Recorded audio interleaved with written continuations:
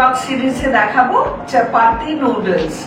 এটাও একটা left over জিনিস দিয়ে রেসিপি বলতে পারো।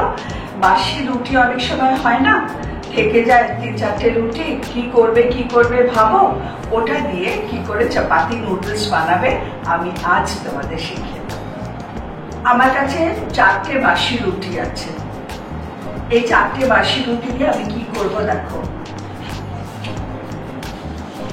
এগুলোকে ফার্স্টে আমি ফোল্ড করে নেব, খুব টাইটলি এরকম রোল করে নাও, নিয়ে যতটা সম্ভব পাতলা পাতলা করে কাটো।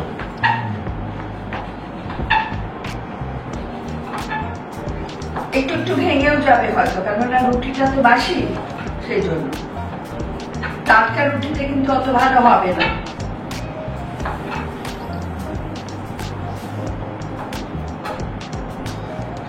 একটা ধার ছুরি দিয়ে করবে।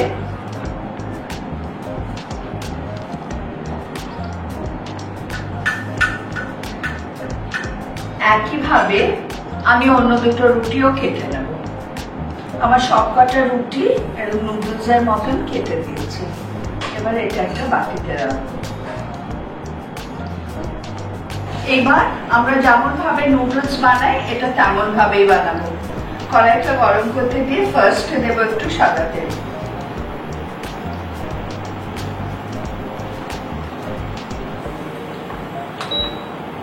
সাদা তেলটা গরম হবে।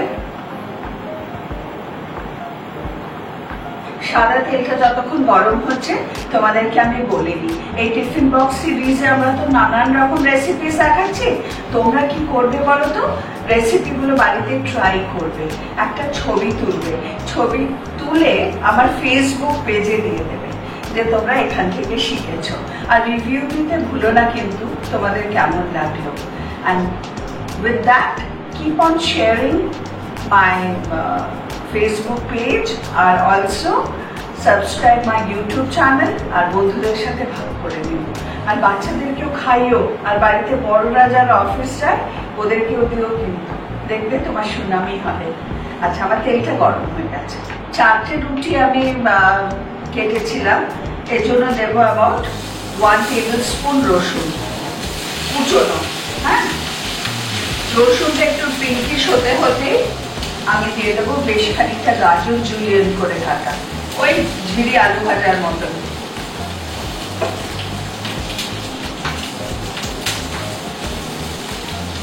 এটা এবার একটু নাড়াচাড়া করবো। গাজর তো জানো কাঁচাও খায়, বিশেষ সেদ্ধ হওয়ার কিছু নেই, একটু সতে করলেই হবে। এটা একটু স্পাইসি করে করবো। হ্যাঁ, এটা তো প্রপার নুডলস নয়, তো সেই হিসেবে আমাদের একটুখানি এটা মশলা টসলা দিয়েই বানাতে হবে। এবার এই যে নুডলগুলো, মানে আটা নুডল, ভেরি হেলদি কিন্তু, দেখো নুডলের মতো কেটেছি, দেখতে ঠিক ফ্ল্যাট নুডলস এর মতন হয়েছে। এটাকে আমরা ভালো করে নাড়াচাড়া করব। সব রসুন গাজর এগুলোর সাথে মেশাবো। আচ্ছা, এই পর্যায়ে দিয়ে দেব খানিকটা খুব পাতলা করে স্লাইস করা পেঁয়াজ।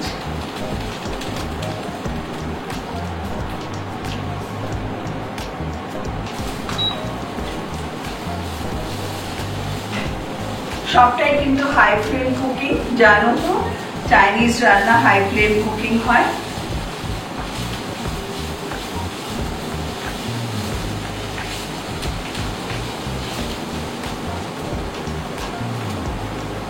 এবার আমি একটা ভেজি বানাচ্ছি, তোমরা ইচ্ছে করে একটু চিকেন স্লাইস দিয়ে দিতে পারো। আমি একটা ম্যাগি কিউব দিয়ে দিচ্ছি, ম্যাগি চিকেন কিউব বাজারে কিনতে পাওয়া যায়।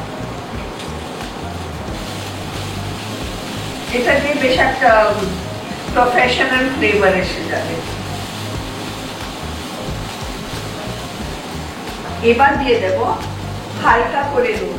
হালকা করে কেন, ম্যাগি কিউবেও নুন আছে, আর যেসব সস মেশাবো তাতেও নুন আছে। এবার দেবো ড্যাশ অফ সুগার, একটুখানি ড্যাশ অফ সুগার দেব, কারণ ভিনেগারের সাথে ব্যালেন্স হবে বলে। আর একটু কাঁচা লঙ্কা, কাঁচা লঙ্কাটা স্কিপ করতে পারো, যদি মনে করো বাচ্চারা খাবে দিও না, কিন্তু দিলে যে টেস্টি হবে এটা আমি কিছু বলতে পারি, কিন্তু বাচ্চারা খেলে তো দেওয়ার কোনো পসিবিলিটি নেই। আচ্ছা, এটা বেশ একটু হয়েছে, এইবার দেব একটু soya sauce, light soya sauce, dark soya sauce নয়, ওটাতে ভীষণ কালো কালো একটা রং উঠে যায়। অল্প, হ্যাঁ, অ্যাবাউট 1.5 চা চামচ।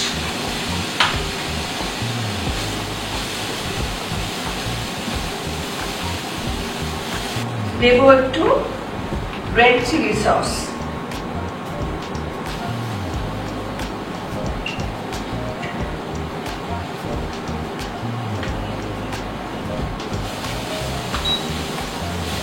সবটাই কিন্তু হাই ফ্লেম কুকিং হচ্ছে।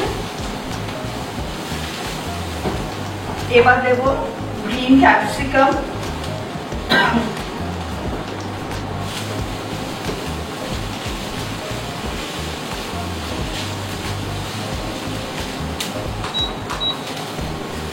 একটু 2 মিনিটস কুক করব।